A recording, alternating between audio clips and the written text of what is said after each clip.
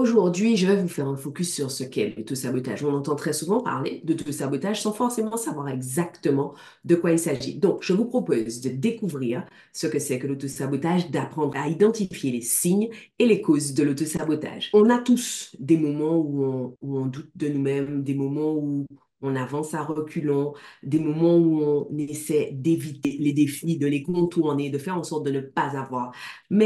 Et ça, c'est normal, c'est naturel, hein. Le job de notre cerveau, c'est de nous maintenir en vie. Pour nous maintenir en vie, il essaie de nous maintenir en sécurité. Pour nous maintenir en sécurité, il essaie de nous éviter tout ce qui est danger, inconnu et nouveauté. Mais lorsque ces moments de doute ou les moments où on avance à reculons, les moments d'évitement deviennent des schémas récurrents, alors ils peuvent entraîner des comportements, des pensées ou des actions qui compromettent nos aspirations, notre bien-être, notre bonheur, notre succès. Et c'est ça qu'on appelle l'autosabotage.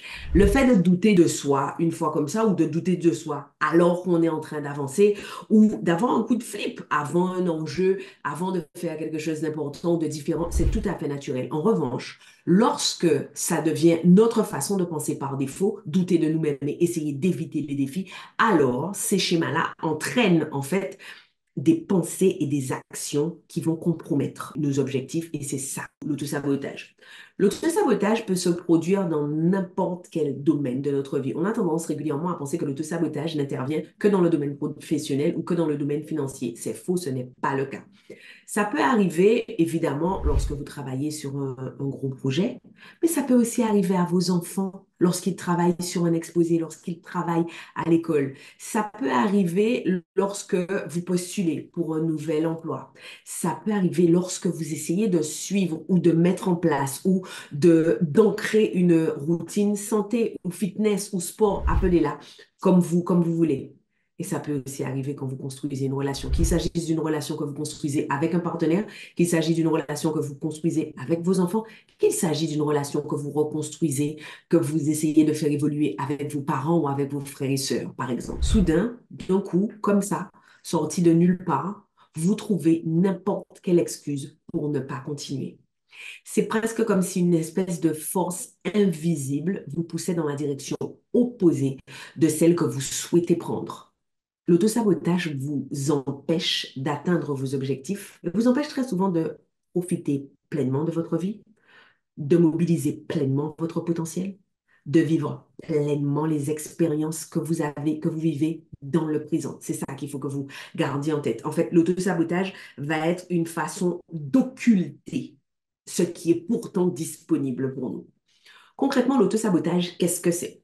Alors, je suis presque sûre que vous avez déjà entendu le terme d'autosabotage et je suis même presque sûre que vous l'avez déjà employé. Pourtant, ce dont on s'aperçoit, c'est que peu de gens savent exactement de quoi il s'agit lorsqu'on parle d'autosabotage.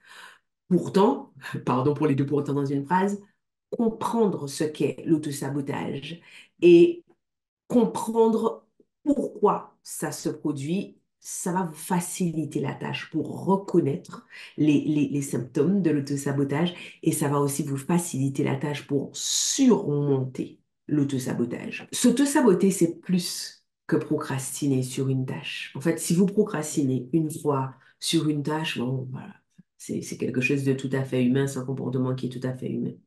Comme je l'ai dit en amont, si c'est votre comportement par défaut, si vous procrastinez spécifiquement sur un type de tâche, ou alors si chaque fois que vous êtes stressé, que l'enjeu est élevé ou que vous vous rapprochez de votre objectif, vous procrastinez, alors là, ça ressemble un peu plus à de l'autosabotage. Donc, je vous disais que l'autosabotage, c'est plus que juste procrastiner une fois comme ça sur une tâche que vous ne voulez pas faire. En fait, ce terme fait référence à des actions ou à des schémas de pensée. On va vous écrire ça sur l'écran à mesure que je parle parce que c'est important que vous le compreniez pour que vous l'intégriez. L'autosabotage fait référence à des actions ou des schémas de pensée à la fois conscients ou subconscients qui interfèrent avec vos objectifs à long terme et votre bien-être en général. Je vous prends un exemple tout simple, hyper caricatural. Vous êtes engagé, vous avez décidé de faire un rééquilibrage alimentaire parce que vous souffrez du dos, parce que vous avez pris trop de poids. Donc, votre objectif, vous avez un objectif précis à 6 mois, par exemple, et aujourd'hui, parce que vous avez un coup de mou, bah, vous allez manger dans un fast food, vous ne faites pas votre routine de sport et vous dormez mal. Là, vous voyez bien que à court terme, ça va vous apaiser. Vous n'êtes pas en forme, en fait. Donc vous allez avoir un comportement qui va vous rassurer et vous apaiser dans l'instant. Néanmoins, ça va nuire à l'atteinte de votre objectif à long terme. Cela va aussi nuire à votre bien-être général. Qu'il s'agisse de votre bien-être physique, si vous avez trop mangé, il y a de fortes chances pour que ça s'en ressente sur votre bien-être physique, mais ça va aussi agir sur votre bien-être émotionnel et psychologique. Vous allez porter atteinte à l'estime que vous avez de vous-même. Les expériences d'auto-sabotage peuvent survenir autant sur des objectifs professionnels que sur des projets personnels et des relations. J'insiste là-dessus. Et pourquoi? Pourquoi vous pourriez vous auto-saboter? Pourquoi vous seriez en train de vous auto-saboter? Eh bien, parfois, malgré nos meilleures intentions, on devient notre plus grand obstacle. Il y a énormément de raisons pour lesquelles vous pourriez vous retrouver à agir contre les choses que vous voulez réellement. Et reconnaître ces raisons, c'est la première étape vers la résolution du problème. Alors, la première des raisons, c'est la peur du succès. Ça peut sembler complètement contre-intuitif. Après tout, pourquoi une personne aurait peur d'avoir du succès? Mais pour certaines personnes, réussir va entraîner des conséquences qu'elles ne veulent pas. Et en fait, le succès vient pour la plupart d'entre nous, avec des conséquences qu'on n'a pas envie d'assumer ou qu'on ne se sent pas encore prête à assumer ou qu'on trouve inconfortable ou dont on trouve qu'elles ne valent pas, en fait, que la récompense ne vaut pas ces fameuses conséquences.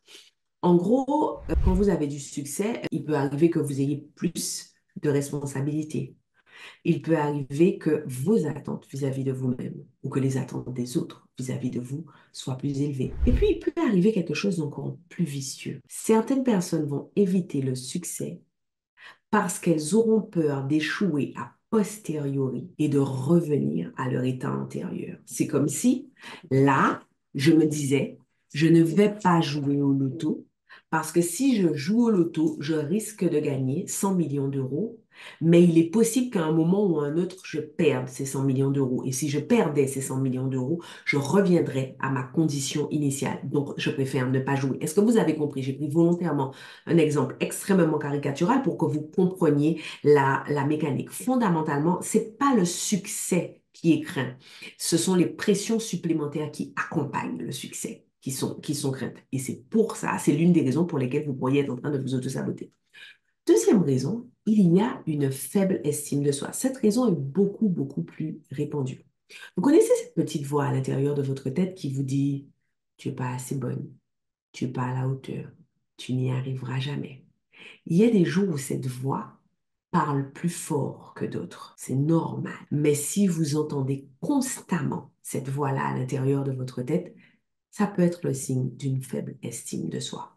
Les personnes ayant une faible estime de soi utilisent souvent l'auto-sabotage comme moyen de faire correspondre leur réalité à leurs croyances intérieures. Rappelez-vous, notre cerveau déteste les écarts. Donc, que notre cerveau est toujours en train d'essayer de chercher dans la réalité des preuves de ce dont il est convaincu. J'ai coutume de dire que la réalité n'existe pas. Il n'y a que des tentatives désespérées de l'homme de faire correspondre sa réalité à ce dont il est convaincu. Moralité de l'histoire, ben, en fonction des convictions que vous avez, il y a des chances que vous influenciez vos actions et les réactions des autres, mais on en parlera dans une autre vidéo. Et en fait, les personnes qui ont une faible estime d'elles-mêmes vont utiliser l'auto-sabotage pour faire correspondre la réalité à leurs croyances intérieures. C'est un mécanisme de défense qui est souvent inconscient, mais qui parfois a des petites résurgences conscientes. En gros, eh bien, si vous allez intentionnellement ou non intentionnellement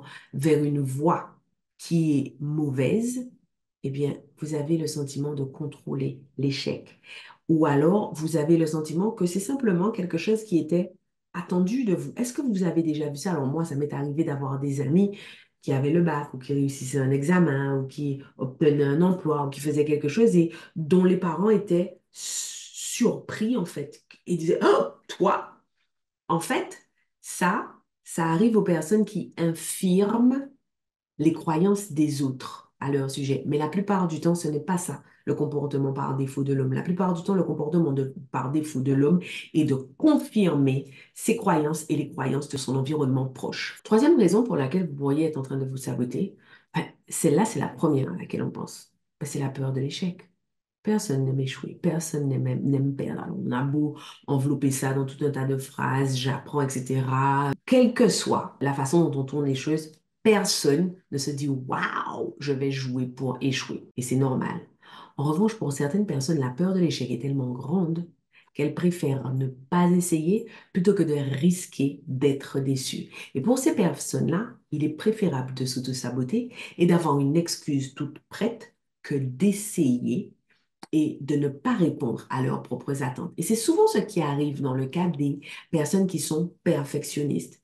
Souvent, le mieux est de ne pas essayer, de garder des dizaines de projets non aboutis autour de soi parce que ça va éviter qu'une fois le projet mis à jour, qu'il ne soit en deçà des attentes de la personne perfectionniste. Autre raison pour laquelle vous pourriez être en train de vous auto-saboter, c'est la peur de l'inconnu. Notre cerveau déteste l'inconnu parce que notre cerveau considère l'inconnu comme étant un danger. Or, le job de notre cerveau est de nous garder en vie. Du coup, il nous maintient éloignés du danger. Et ce qu'il va faire, c'est qu'il va utiliser cette fameuse petite voix que vous entendez dans votre tête pour vous envoyer des avertissements, pour vous dissuader d'essayer quelque chose de nouveau. Le changement, ça peut être extrêmement intimidant, même s'il est positif, on le sait. La question, en fait, le fait que vous ayez peur, c'est pas tabou, c'est pas anormal. Au contraire, en fait, c'est le fait que vous n'ayez pas peur qui serait anormal. Pour certaines personnes, eh ben, ce qui est familier rassure. En fait, pour la plupart d'entre nous, ce qui est familier rassure parce que ça nous donne un sentiment de sécurité, ce qu'on connaît, même quand c'est quelque chose qu'on connaît et qui n'est pas bon pour nous, au moins cette chose, on la connaît. Du coup, pour ces personnes-là, eh bien, le confort de ce qui est connu, même s'il est inconfortable ou indésirable, est préférable à l'inconnu. S'aventurer en dehors de leur zone de confort, c'est un nouveau monde qu'ils ne sont pas prêts à explorer. Et par conséquent, eh bien, si vous avez peur de l'inconnu, vous allez vous replier inconsciemment en sabotant votre progression pour vous assurer de rester là où vous êtes, là où vous vous sentez en sécurité, même si il y a de l'inconfort là où vous êtes. Et c'est ça qui explique que parfois vous voyez votre ami qui est enferré dans une relation merdique et vous vous dites, mais pourquoi elle se casse pas? Ben, elle a peur d'être toute seule, elle n'a pas envie de s'endormir toute seule. Ou alors elle se dit, il faut pas lâcher la proie pour l'ombre. Celui-là est pas formidable, mais je ne sais pas ce que je vais trouver. Ou alors, vous avez votre frère qui est dans un boulot merdique, qui est en dessous de ses compétences, où il est mal payé, dont il se plaint à chaque repas de famille, mais il reste encore et encore, à tel point que vous avez arrêté même de lui dire, mais pourquoi tu ne changes pas de boulot? Probablement parce qu'il a peur de l'inconnu. Il sait ce qu'il a, aussi inconfortable soit la situation qu'il vit, au moins cette situation, il l'a connaît. Ensuite, il y a les problèmes de valeur personnelle pour lesquels vous pourriez être en train de vous saboter. Certaines personnes estiment qu'elles ne méritent pas le bonheur ou le succès. Rappelez-vous, s'auto-saboter est souvent une façon extrêmement efficace de faire coïncider la réalité à nos croyances intérieures. Donc, si vous estimez que vous ne méritez pas, même inconsciemment, il y a très peu de gens qui disent consciemment, oh, moi j'estime que je ne mérite pas le bonheur ou j'estime que je ne mérite pas le succès. En revanche, pour avoir coaché des milliers, des milliers, des milliers de femmes, je sais que c'est beaucoup plus répandu qu'il n'y paraît. Et en fait, ça peut être dû à des expériences passées, à des expériences profondément ancrées depuis l'enfance, à une culture familiale, à des relations toxiques entretenues avec des personnes ou avec des emplois ou avec des situations. Ça signifie que ces personnes-là s'éloignent lorsqu'elles sont proches d'accomplir quelque chose de grand parce qu'elles croient qu'elles n'en sont pas dignes. Comprendre les racines de l'autosabotage, c'est une étape extrêmement importante pour apprendre à le surmonter. Et une fois que vous pouvez commencer à voir les signes de l'autosabotage et comprendre pourquoi vous le vivez, vous pouvez apprendre à vous en libérer. Passons maintenant aux signes de l'autosabotage à surveiller. Donc, ce que je vous présentais en amont, c'était les raisons pour lesquelles vous pourriez vous autosaboter. Et ici, on va voir les signes de l'autosabotage, les symptômes de l'autosabotage qu'il faudrait que vous surveilliez. Être capable de les repérer, ça peut être la première étape vers la résolution du problème et la défaite de l'autosabotage. La première des choses, c'est la procrastination. Alors, il n'y a pas d'ordre d'importance ou d'ordre d'arrivée. Il fallait bien que j'ai un ordre, je n'allais pas vous dire les choses tout en même temps. Il y a la procrastination. Reporter continuellement et éviter des tâches importantes, même lorsque vous savez qu'elles sont vitales pour votre réussite, c'est de l'autosabotage. Ensuite, il y a l'autodénigrement. S'engager dans un dialogue interne persistant qui est critique ou dégradant envers vous-même, c'est de l'autosabotage parce que vous êtes en train de renforcer les croyances intérieures qui vous dénient l'aptitude, si vous voulez, au bonheur, au succès, à la réussite, à la performance. Il y a aussi l'isolement social. Se retirer, se mettre en retrait de ses amis, de sa famille, de ses collègues, surtout en période de stress ou de défi, eh ben, ça vous rend incapable de demander ou de recevoir de l'aide ou du soutien. Attention, chers amis introvertis, je vous vois si vous dites non mais moi je suis introvertie, c'est trop difficile pour moi. Je suis comme vous, je suis vraiment une introvertie et donc je trouve mes solutions à l'intérieur de moi-même, si bien que dans les périodes de stress ou dans les périodes de challenge, je vais vers mes proches sans forcément dire ce que je viens chercher, sans forcément dire que je suis vulnérable. Dans la mesure où je trouve à l'intérieur de moi, je vais simplement me nourrir d'interactions bienveillantes, d'interactions qui sont sur d'autres sujets que le sujet qui me préoccupe. Et généralement, le simple fait d'avoir ces interactions va nourrir ma dynamo intérieure et m'aider à trouver mes réponses. Donc, le fait d'être introverti n'est pas une excuse pour vous isoler et vous retirer ou vous mettre en retrait de ceux qui vous aiment au moment où vous traversez des choses challengeantes. Ensuite, autre symptôme du perfectionnisme, ça c'est mon préféré parce que pendant très longtemps, il a été érigé en qualité, alors que pour moi, c'est tout sauf une qualité, c'est le perfectionnisme. Établir des normes inatteignables pour vous-même et attendre que les choses soient parfaites avant de progresser, c'est de l'autosabotage. En fait, ça va interrompre les projets sur lesquels vous travaillez. Ça va ralentir les projets sur lesquels vous travaillez parce que vous allez toujours trouver des défauts à ce que vous faites, ce qui signifie que vous ne pourrez jamais vous sentir prête. Et encore pire, même lorsque vous serez distingué ou lorsqu'on vous reconnaîtra votre travail, vous aurez du mal à profiter de ce que vous avez réussi parce que vous serez obsédé par ces fameuses normes inatteignables. Ensuite, il y a le fait d'éviter le feedback. Alors, être sur la défensive.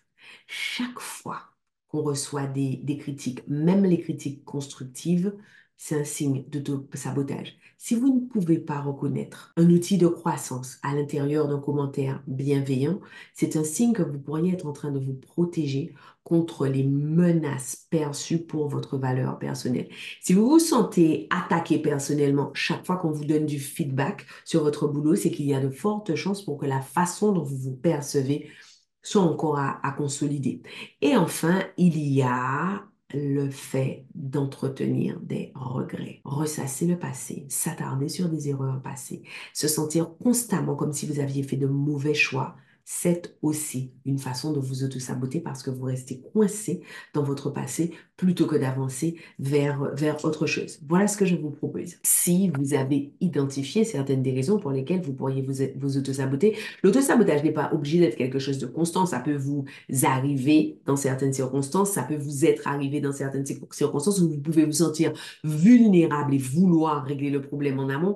Si vous vous êtes reconnu dans certains des symptômes de l'auto-sabotage dont je vous parle, je vous invite à participer à mes 3 workshops gratuits Cesse de t'auto-saboter. Je vais vous apprendre comment éradiquer vos pensées limitantes, ces fameuses choses que vous vous racontez, ces fameux mensonges que vous vous racontez au sujet de vous-même, au sujet de votre réalité ou de la réalité. Je vais vous apprendre comment oser même quand vous doutez, passer à l'action même quand vous doutez, vous manquez de confiance en vous.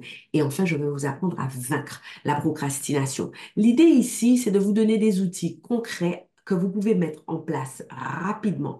L'idée aussi est de vous permettre en temps réel avec moi de faire les exercices pour acquérir tout de suite la mécanique pour cesser de vous auto-saboter parce que quel que soit ce dont vous rêvez, quel que soit ce que vous avez envie d'atteindre, de réaliser, c'est légitime. Si vous avez pu le concevoir, c'est que vous le méritez largement. Je vous retrouve pendant ces 3 workshops. Le bouton d'inscription se trouve en bas. Et d'ici là, je vous dis à bientôt. Pensez à vous abonner à notre chaîne, à activer la cloche de notification, à commenter cette vidéo, à la liker et à la partager.